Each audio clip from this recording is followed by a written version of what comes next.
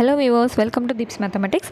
So இந்த வீடியோவில் நம்ம என்ன தெரிஞ்சுக்க போகிறோம் அப்படின்னு பார்த்தீங்கன்னா, யூனிட் 8ல் இருக்கக்கூடிய சங்க இலக்கியம் தலைப்பை பற்றி தான் நம்ம ஃபுல்லாக இந்த கிளாஸ் எல்லாம் நம்ம தெரிஞ்சுக்க போகிறோம். ஓகேங்களா? ஸோ இன்றைக்கி கிளாஸில் சங்க இலக்கியத்துக்கான இன்ட்ரடக்ஷன் ஃபுல்லாக நம்ம தெரிஞ்சுக்கிட்டு அடுத்து நற்றிணை, அகநானூறு, புறநானூறு அந்த மாதிரி விஷயங்கள் எல்லாமே அடுத்தடுத்து என்னென்ன உள்ளுக்குள்ளே இருக்கோ எல்லாமே டீட்டெயில்டாக ஒரு கிளாஸில் நம்ம தெரிஞ்சுக்க போகிறோம். இந்த பிடிஎஃப் நீங்கள் பர்ச்சேஸ் பண்ணணும். அதாவது யூனிட் 8க்கான ஸ்டடி மெட்டீரியல்ஸ், சங்க இலக்கியம், திருக்குறள், கொஷின் பேங்க்ஸ் இதெல்லாம் பர்ச்சேஸ் பண்ணணும், பிடிஎஃப் வாங்கி வச்சு படிக்கணும் அப்படின்னு நினச்சிங்க அப்படின்னா டிஸ்கிரிப்ஷன் இருக்கக்கூடிய வாட்ஸ்அப் நம்பருக்கு நீங்கள் டெக்ஸ்ட் பண்ணி டீட்டெயில்ஸ் கேட்டு பர்ச்சேஸ் பண்ணிக்கலாம். ஸோ அங்கே கிளாஸ்க்குள்ளே போயிடலாம். ஸோ ஃபர்ஸ்ட் பாயிண்ட் பாருங்கள், 2000 ஆண்டுகளுக்கு முற்பட்ட காலம் சங்ககாலம் என குறிக்கப்பெறுகின்றது. ஸோ சங்ககாலம் அப்படிங்கிறதோட காலம் என்னென்னு பார்த்தீங்கன்னா 2000 இயர்ஸ்க்கு முற்பட்டது. சரிங்களா? சங்க காலத்தில் தமிழில் தோன்றிய நூல்களை சங்க இலக்கியங்கள் அல்லது மக்கள் இலக்கியம், இது நமக்கு தெரிஞ்ச விஷயம், இது புதுசாக இருக்கும். சரிங்களா? சங்க இலக்கியம்னு சொல்லலாம், மக்கள் இலக்கியம்னு சொல்லுவாங்க. சரிங்களா? அடுத்த செகண்ட் பாயிண்ட் பாருங்கள், அந்த சங்க இலக்கியம் என்னென்ன அப்படின்னு பார்த்தீங்கன்னா 10 பாட்டு 8 தொகை, இது ரெண்டு தான் என்னதுங்க சங்க இலக்கியம் அப்படின்னு நம்ம சொல்லுவோம். ஸோ சங்க இலக்கிய நூல்களை என்ன நூல்கள்னு சொல்லுவோம்னு பார்த்தீங்கன்னா மேற்கணக்கு நூல்கள் அப்படின்னு சொல்லுவோம். மேற்கணக்கு நூல்கள் என்னென்ன அப்படின்னா 10 பாட்டு 8 தொகை, அவ்வளோதான். ஓகேங்களா?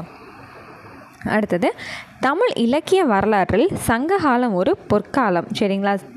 தமிழை எங்கே வளர்த்தெடுத்திருக்காங்கன்னா சங்க காலத்தில் பயங்கரமாக வளர்த்தெடுத்திருக்காங்க அப்படின்றது படிப்போம் இல்லைங்களா? அதுதான் முதல் சங்கம், இடைச்சங்கம், கடைச்சங்கம் ஆகியன தென்மதுரை, கபாடபுரம், மதுரையில் சங்கம் வைத்து தமிழை வளர்த்தனர். ஸோ அதெல்லாம் எந்தெந்த இடங்களில் இருந்தது முதற்கொண்டு இந்த பிடிஎஃப்பில் நம்ம மென்ஷன் பண்ணியிருக்கோம். அடுத்த பாயிண்ட் பாருங்கள், சங்க காலத்தில் தோன்றிய இலக்கிய பாடல்கள் வீரயுக பாடல்கள், தேசிய இலக்கியம், திணை இலக்கியம் என அழைக்கப்படுகிறது. இதெல்லாமே ஜென்ரலாக நமக்கு தெரிஞ்ச விஷயங்கள் தான். அடுத்தது பார்த்திங்கன்னா, சங்ககால மக்கள் வீரத்தையும் ஈரத்தையும் இரு கண்களாக போற்றினர். ஸோ சங்க காலத்தில் மக்கள் கொடை பண்பாகவும் இருந்திருக்காங்க, வீரமாகவும் இருந்திருக்காங்கிறதான் விஷயமே. அது நமக்கு ஜென்ரலாகவே எல்லாமே மேக்ஸிமம் இன்ட்ரடக்ஷன் எல்லாமே ஜென்ரலாக தெரிஞ்ச விஷயங்களாக தாங்க இருக்கும். ஒன்று அல்லது 2 பாயிண்ட்ஸ் அது மட்டும்தான் தெரியாத விஷயங்களாக இருக்கும். காதல், பெருமிதம், நீதி முதலான உணர்ச்சிகளை சங்ககால இலக்கியங்கள் வெளிப்படுத்துகின்றன. ஸோ இது எல்லாமே பேசிக்காக நம்ம ஸ்கூல் படிக்கிற காலத்துலேருந்தே படிக்கிற விஷயங்கள் தான் இதெல்லாம். சரி, இப்போ ஜஸ்ட் இன்ட்ரொடக்ஷன் மாதிரி பார்த்துட்டு இருந்தோம் இல்லைங்களா? மெயினான விஷயங்களுக்கு இப்போ தான் வரும். ஸோ இந்த பாயிண்ட்ஸ் எல்லாமே ரொம்ப ரொம்ப முக்கியமான ஒரு விஷயங்கள், தெளிவாக படித்து வச்சுக்கோங்க. அடுத்து பார்த்திங்கன்னா 8 தொகை தான் என்னதுங்க இருக்கிறதுலே குறைந்த அடிகளை கொண்டது என்ன அப்படின்னு பார்த்தீங்கன்னா 8 தொகை தான். அப்போ 10 பாட்டு என்னதுங்க ஆப்போசிட். அப்போ 8 10 இருக்கா, அப்போ 10 விட 8 கம்மி தான், அப்போ குறைந்த அடிகள், இது அதிகமான அடிகள்ங்கிறத இப்படி ஞாபகம் வச்சுக்கோங்க. சரிங்களா? இது அதிக அடிகளை கொண்டது 10 பாட்டு. அடுத்தது 8 தொகை நூல்கள் எண் பெருந்தொகை எனவும் அழைக்கப்படுகிறது. இது ரொம்ப ரொம்ப ரொம்ப ரொம்ப இம்பார்ட்டண்ட்டானது, தெளிவாக மனப்பாடம் பண்ணி வச்சுக்கோங்க. அடுத்தது 8 தொகை நூல்கள் அனைத்தும் தொகை நூல்கள். சரிங்களா? தொகை நூல் எதுன்னு கேட்டால் எதுங்க 8 தொகை. ஸோ அந்த பேர்லேயே வருது இல்லையா, தொகைங்கிறது தான் என்னது தொகை நூல். சரிங்களா? அடுத்த, தலைவன் தலைவியின் அன்பு வாழ்க்கையை கூறுவது அகநூல்கள். இவை தலைவன் தலைவியின் பெயரை குறிப்பிடாது. ஸோ இதுவும் நம்ம ஸ்கூல் படிக்கிற காலத்துலேருந்து படிக்கிறது தான். அகநூல் அப்படின்னாலே இந்த அன்பை வெளிப்படுத்தக்கூடியது. அந்த அன்பை வெளிப்படுத்தக்கூடியதில் தலைவன் பேரோ தலைவி பேரோ இருக்காது. எல்லா செய்யுள்லையுமே பார்த்திங்கன்னா தலைவன் அங்கே சந்திச்சான், இல்லை தலைவன் வெளியே போன காரணமாக தலைவி உடல் மெலிந்து இருக்கா, அந்த மாதிரி தான் பார்த்துருப்போமே தவிர தலைவனோட பேரோ தலைவியோட பேரோ அவங்க நமக்கு சொல்லியிருக்க மாட்டாங்க.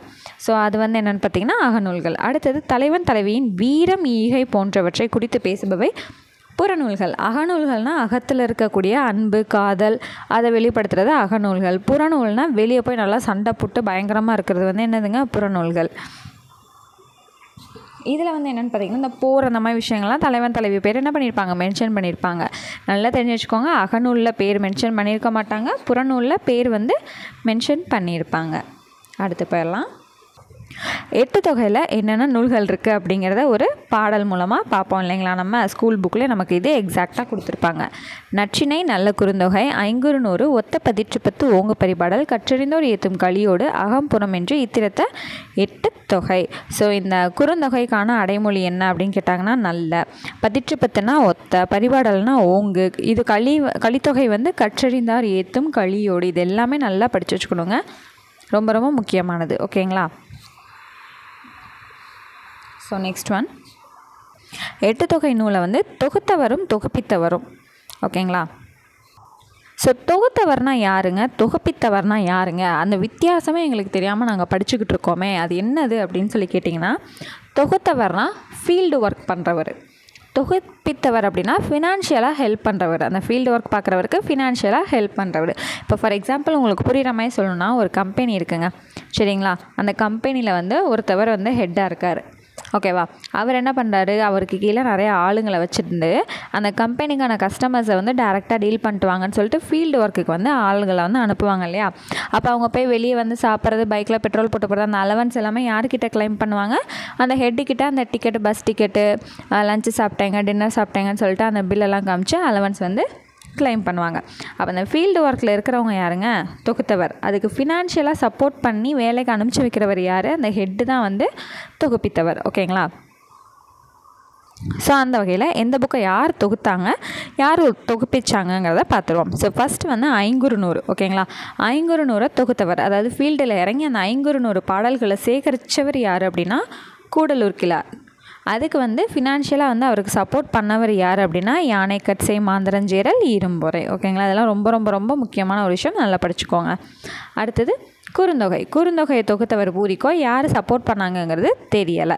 அடுத்து நச்சினை வந்து யார் வந்து ஃபீல்டில் இறங்கி வேலை பார்த்தாங்கன்னு தெரில, ஆனால் யார் ஃபினான்ஷியலாக சப்போர்ட் பண்ணாங்கன்னு தெரிஞ்சிருக்கு, பன்னாடு தந்த பாண்டியன், மாறன் வழுதி. அகநானூறு வந்து உரித்திர சன்மனார், பாண்டியன் ஊக்கிற பெருவழுதி ஓகேங்களா. தொகுத்தவர் தொகுப்பித்தவருக்கான வித்தியாசம் தெரியும்னு நினைக்கிறேன், புரிஞ்சிருக்குன்னு நினைக்கிறேன்.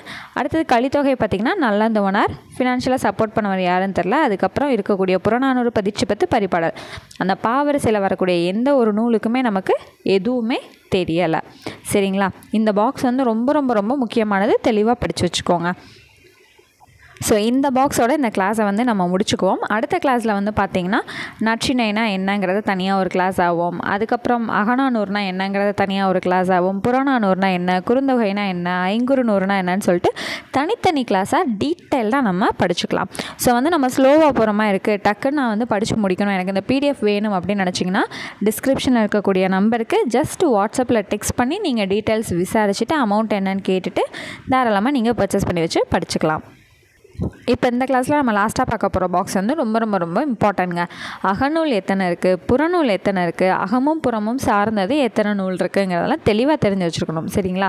மொத்தம் 8 தொகையில் 8 இருக்குங்களா, அதில் 5 வந்து பார்த்திங்கன்னா அகநூல்கள், 2 வந்து புறநூல், ஒன்றே ஒன்று மட்டும்தான் அகமும் புறமும் சார்ந்தது சரிங்களா. அந்த அகநூல் 5 என்னென்னு பார்த்திங்கன்னா நற்றிணை, குறுந்தொகை, ஐங்குறுநூறு, கலித்தொகை, அகநானூறு சரிங்களா. புறநூல்கள் வந்து புறநானூறு, பதிற்றுப்பத்து. அடுத்து அகமும் புறமும் சேர்ந்தது என்னென்னு பார்த்திங்கன்னா பரிபாடல் சரிங்களா. இப்போ நீங்கள் இதில் இந்த லாஸ்ட்டு படித்தோம் இல்லையா 3, இந்த 3 பாவரிசையில் வரக்கூடிய 3 வந்து தெரிஞ்சுக்கிட்டிங்கனாலே போதும்.